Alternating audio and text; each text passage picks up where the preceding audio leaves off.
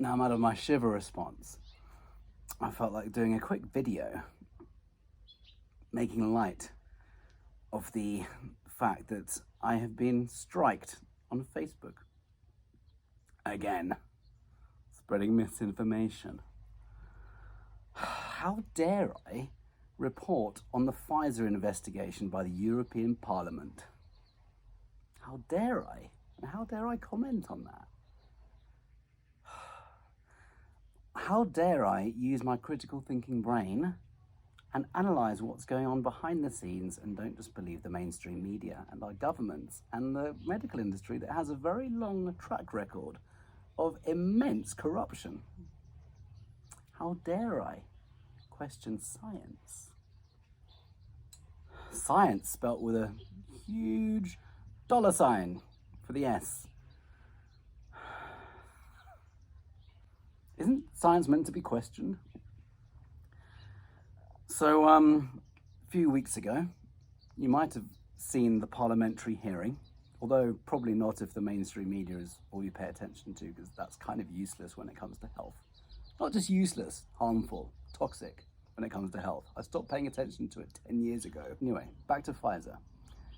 In a hearing, they openly admitted that these inoculations were never tested for transmission. Now, this might get me axed from Instagram as well as Facebook. I'm just reporting on what the Pfizer trials came out as. They were never tested for transmission. Do you remember being told at the beginning to get one for the sake of helping everyone else? Remember that giant lie that some people believed?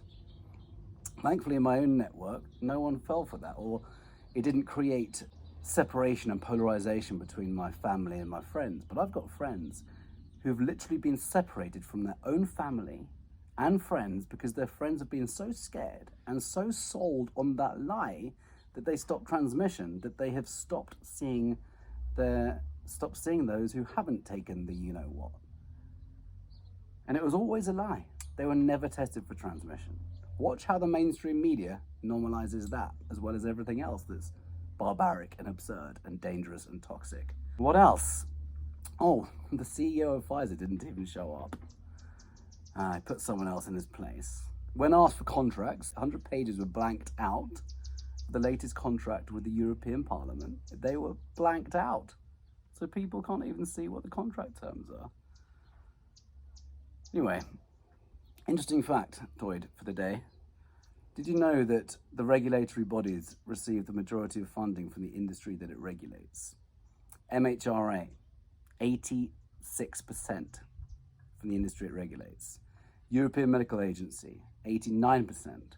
FDA, much lower, but still pretty high, 46% of its funding from the industry that it regulates.